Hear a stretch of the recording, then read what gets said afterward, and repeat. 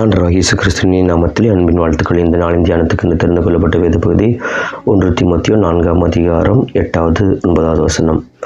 சரீர முயற்சி அற்ப பிரயோஜனம் உள்ளது, தேவ பக்தியானது இந்த ஜீவனுக்கும் இதற்கு பின்வரும் ஜீவனுக்கும் வாக்குதத்தம் உள்ளதாகையால் எல்லாவற்றிலும் பிரயோஜனம் உள்ளது. இந்த வார்த்தை உண்மையும் எல்லா அங்கீகரிப்புக்கும் பாத்திரமாய் இருக்கிறது.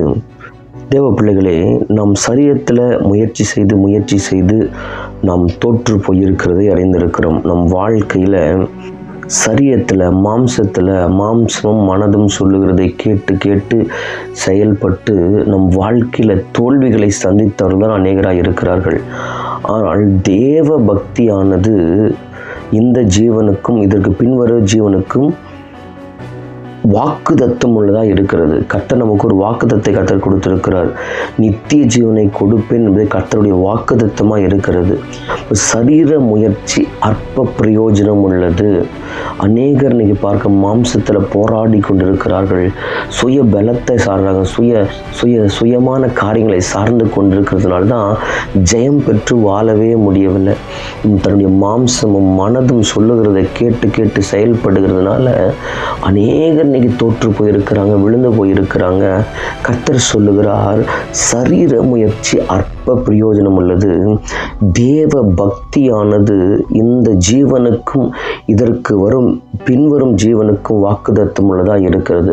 அப்போ நான் பரிசுத்த ஆவியானவர் ஆண்டவர் சொல்லுகிறதை கேட்டு அவர் உங்களுக்கு என்ன சொல்லுகிறாரோ அதன்படி செய்து பாருங்கள். வெறும் கற்சாடி தான்.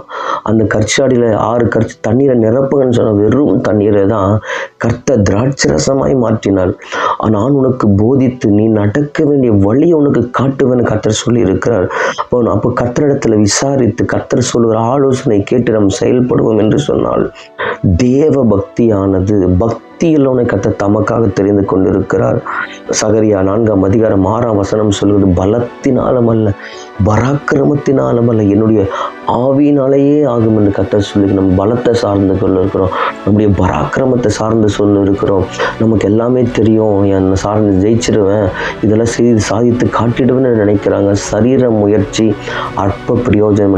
தேவ பக்தி, தேவனை சார்ந்து தேவன் மேல் வைத்திருக்கிற பக்தியும் விசுவாசமும் ஜெபமும் கர்த்தர் கொடுக்கிற வாக்குதத்த வார்த்தைகளை பிடித்து கொண்டு தேவ பக்தியில் நாம் வளர்ந்து நாம் செயல்படுவோம் என்று சொன்னால் இந்த ஜீவனுக்கும் இதற்கு பின்வரும் ஜீவனுக்கும் வாக்குதத்தமாக இருக்கிறது என்று வேதம் சொல்லுகிறது. பக்தியுள்ளவனை கர்த்தர் தமக்காக தெரிந்து கொண்டிருக்கிறார். தேவ பிள்ளைகளே, பக்தியுள்ளவனை கர்த்தர் தமக்காக தெரிந்து கொண்டது மாத்திரமல்ல, லூக்கா சுவிசேஷம் 5 அதிகாரம் 1-10-11 வசனம் வரைக்கும் நீங்கள் வாசித்து பார்ப்பீர்கள் என்று சொன்னால், பேதுரு ராம் முழுவதும் பிரயாசப்படுகிறான், ஒரு மீன் கூட அகப்படவே இல்லை. ராம் முழுவதும் பிரயாசப்படுகிறான், மாம்சத்தில் அவன் பிரயாசப்பட்டு கொண்டு இருக்கிறான், சரீரத்தில் முயற்சி செய்தே கொண்டு இருக்கிறான், ஒன்றும் அகப்படவில்லை. நிறைய பேர் இன்னைக்கு பார்க்கிறோம், சரீரத்தில் முயற்சி செய்து பேதுருவை போலதான் இருக்கிறாங்க. இப்போ கர்த்தர் வருகிற கர்த்தருடைய வார்த்தையின்படியே அவன் ஒன்று சொல்லுகிறான், நான் ராம் முழுவதும் பிரயாசப்பட்டேன், ஒன்றும் அகப்படலை, ஒன்று செய்கிறேன், உம்முடைய வார்த்தையின்படியே வலையை போடுகிறேன் என்று சொன்னான். கர்த்தருடைய வார்த்தையின்படி அவன் வலையை போட்டான். வலை கிழிந்து போகத்தக்கதாக 2 படகு நிரம்பத்தக்கதாக திரளான மீன்களை கர்த்தர் கொடுத்து பேதுருவை ஆசீர்வதித்தார். தேவ பக்தி, தேவனுடைய வார்த்தையை சார்ந்து பேதுரு நின்றது போல நாமும் கூட தேவனை சார்ந்து தேவனுடைய ஆலோசனைகள், தேவனுடைய வார்த்தைகள், தேவனுடைய வாக்குதத்தங்களை சார்ந்து ஜபத்தில் தரித்திருந்து நாம் செயல்படுவோம் என்று சொன்னால் நிச்சயமாகவே இந்த ஜீவனுக்கும் இதற்கு பின்வரும் ஜீவனுக்கும் வாக்குதத்தம் உள்ளதாக இருக்குது. இந்த ஜீவனுக்கு கற்றுக் கொடுக்கிற வாக்குதத்தம் வேதத்தில் அநேகமாக இருக்குது. இதற்கு பின்வரும் ஜீவன்னா நித்திய ஜீவனை கற்றுக் கொடுப்பதற்கு வல்லமையுள்ளவராக இருக்கிறார். ஜெபிக்கலாம். சர்வ வல்லமையில் எங்கள் அன்பின் பரலோக பிதாவே, அப்பா பிதாவே, இயேசுவின் நாமத்தில் முன்னே வருகிறோம். இந்த நாளில் தகப்பனே, சரீர முயற்சி அற்ப பிரயோஜனம் உள்ளது. கர்த்தாவே, அநேகர் சரீரத்தில் மாம்சத்தில் முயற்சி செய்து தங்கள் வாழ்க்கையில் தோல்விகளை இழப்புகளையும் ஏராளமான பிரச்சனைகளையும் போராட்டங்களையும் மாட்டிக்கொண்டு இருக்கிறாங்கப்பா. தேவனிடத்தில் சார்ந்து தேவ பக்தியில் வளர்ந்து தேவனுடைய ஆலோசனையை கேட்டு தேவன் சொல்லுகிற காரியங்களை செய்து கர்த்தாவை இந்த வாக்குதத்தங்களை பிடித்து கொண்டு கர்த்தர் நீங்கள் அதன் பிரகாரம் வாழ கர்த்தர் அவளுக்கு உதவி செய்ய முடியாது. செபிக்கிறோம். கேட்ட ஒவ்வொரு பிள்ளைகளை ஆசீர்வதியும் நன்மையின் கிருபை தொடரட்டும். உங்கள் நாமம் மகிமைப்படட்டும். இயேசுவின் நாமத்தில் பிதாவே, ஆமென்.